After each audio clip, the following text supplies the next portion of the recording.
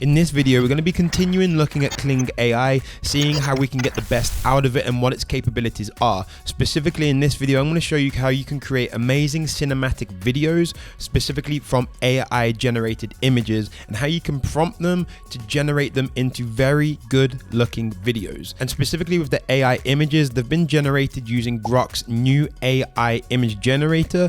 It used to be the Flux model, but they've recently just updated it. So the images are going to be a mixture from the Flux model and then from its new model as well. Now, if you don't have access to Grok, I will give you a link down below to a platform that allows you to use the Flux AI image generator for free.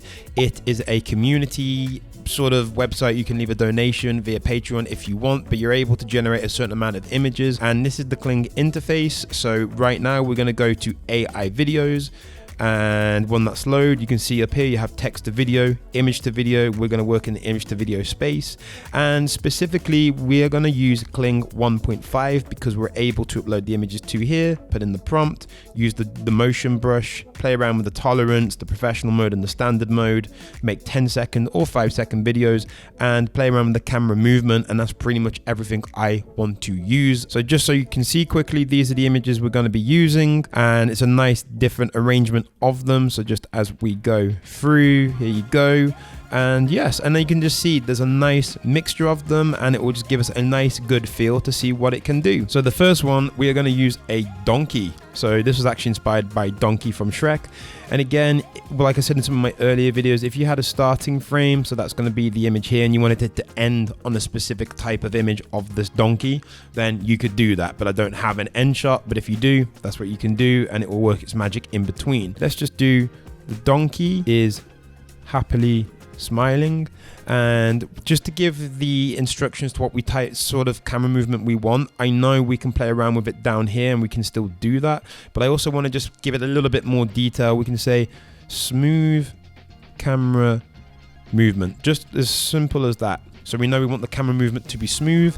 We can come down to here, and then on the camera movement we can just put in, you know, panning, and we are going to make it do the let's go up to here, and we can leave it as simple as that. Press generate and it will do its thing. It'll probably take about 8 to 10 minutes. So you can see here it's okay, it's not bad. He's got some weird stuff going on with his mouth there, and I don't know, it's not bad, but it's not fantastic. This is the same shot, and I've changed to say happy donkey smiling, smooth camera movement, made it more simpler. The relevance is still the same at 0.65. Camera movement didn't touch, and no negative prompt. And can I just say how good this has come out now?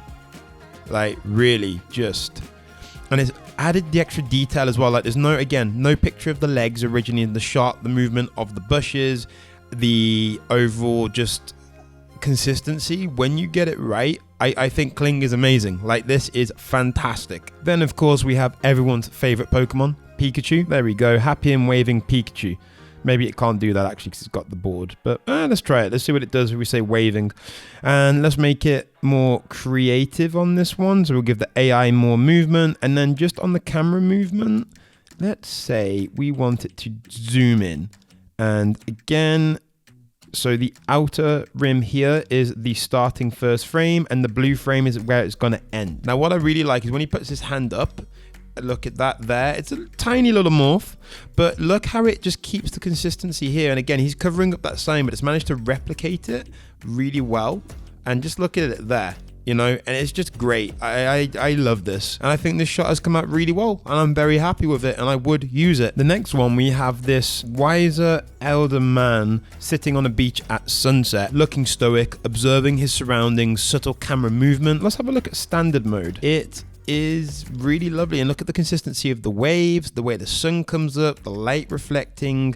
I think it's a great shot. The movement of the beard as well, the clothes. I think again, fantastic, and just lovely subtle movements. Fantastic, couldn't ask for more on this. We've got Mario driving fast, about to win the race. So the roll, you can see it will just sort of like a tilt shot, really is, a rolling shot. Let's do it like that and see what we get. So this is one that I reprompted, so you can just see, yeah, it's not great. Just overall, it's just not great. Mario driving fast, about to win the race. I think as well, you could say the way I did the camera movement here with the roll, I was honestly experimenting just to see what it would do. Obviously it hasn't come out great, so I reprompted it. So this is the next one, and this has come out so much better. Just look at the characters here, consistency. He's got like a little weird, I don't know what that is, meant to be some hair or something that sticks out at the back, that there. But aside from that little bit of a weird and the morph of the Donkey Kong or whatever they are in the back, I think this is great. Look at the wheel movement, the water going around, the people. It is very consistent, very good, other than the subtle little movements. But I've always found that cars or movement of a vehicle isn't always great, but this, again, I'm really impressed with it. Now this one is one of my favorite images, and we can put a knight and his army looking straight into camera. We're gonna have a look at draw motions. So draw the desired motion of the area. So we could say, for example, I've got it, so let's just say area 1. We are gonna say here, maybe you want his face to just, I don't know, look this way. Let's have a look. Let's see what this does. It's be an interesting one. I haven't really used this as much. So you can see it's come across really well with that draw line. And I think this adds a lot of dynamic movement. And this is something I want to play around with more as well. Because look at the consistency as it comes in. Look at the people at the back, but look at his face, the eyes. It is very consistent pretty much. And I think I love this. And this is in the old model. So, 1.0. So I had a look at the 1.5. I said knight and his army looking stoic, gentle camera movement. I think it's at 0.5. Yes, it is. And a minus 1.1 pan and no negative prompt. And let's have a look at this. I don't know what's going on there a little bit, so I'd cut that off, but just zoom that in or reprompt it. But just look at the movement here for the consistency, the eye movement, the face movement. That has got that bang on, other than that little side character that comes in. It's just, I don't know. Elon Musk looking straight ahead and smiling, subtle cinematic camera movement. We had a lot more. I think this is at 0.15 for the AI and the creativity, so that interprets it more like that. We have vertical 3.1 in the camera movement, and ugly, morphing, and disfigured for the negative prompt. This I was actually, again, very impressed with. Love the consistency, and he smiles. I think this is fantastic. I mean, tell me if I'm wrong in the comments, but very consistent. Eyes, you could say maybe change a tiny bit, like a little bit there, but very subtle, and I think that's a pass. Really, I think it's phenomenal. Now, this is one of my favorite shots because I love the way this came out. I remember this is one of the first images that I made when Grok had access to image generation, and it came out really lovely, and I love the light, and I love the characteristics in the model, and the consistency of the waves, and just the overall silhouette of her demeanor, and I thought it came out well. Slow movement, the woman turning around, enjoying the sunset. 1.5, and then relevance 0.65. Camera movement, we're going to do a pan, and I want it to zoom up actually. Let's do like 6. Let's actually have a look at what happens with that. Maybe that's too much. And this for consistency is beautiful, like really beautiful. And I mean, if this was like the ending of a movie, if you just had her looking out to sea, imagine the camera goes up and it fades out to black and you have the rolling credits. And it's just lovely. Or transition to the next scene, whatever it may be. But this, for consistency of the waves, tiny bit there, but really impressed. Next, we have good old Sonic the Hedgehog, because everyone loves Sonic the Hedgehog. And if you don't, then you're wrong. Nah, I love Sonic the Hedgehog. Sonic getting ready to run really fast. Camera panning on a gimbal, a gimbal, like I can't spell. But creativity, I think 0.25, was it? 0.35, professional mode, no camera movement, and no negative prompt. So have a look at this. It came out funky, not bad. Okay, then just from here, no idea what's going on. So that is a fail. Just, ugly, weird, and fail. So I had to redo it, and I did. And as you can see here, look at it play out. Really nice, and a lot better. So, and I put in for this, Sonic getting ready to run, cinematic, smooth panning camera movement. I left it at 0.5, professional mode, and that's it. So again, just play it through. Look at this for consistency. Okay, this bit's a tiny bit weird, maybe with the ring, but it passes.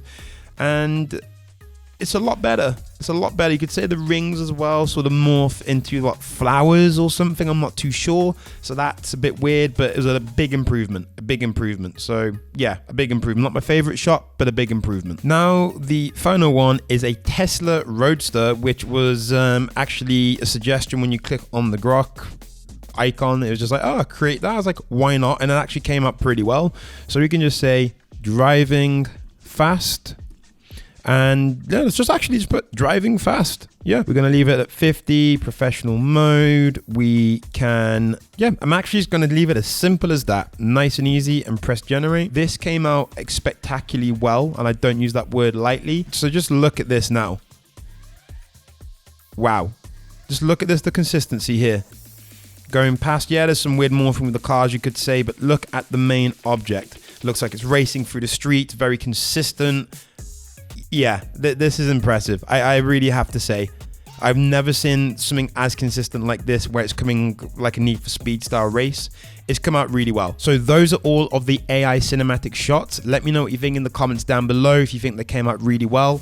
Overall, I think they came out fantastic. Really, I've tried to show you a wide array, a wide range of different types of shots. And I wanted to see as well where it did go wrong and where it could be improved. And you can see the difference between the first prompt and to the second prompt, and the result difference. So go around, go play with it. But for me, I think these are fantastic cinematic shots. This is by far still my favorite AI video generation model at the point of filming this. Let me know what you think in the comments down below. What was your favorite image? Other than that, thank you for watching, and I will see you in the next video. Bye.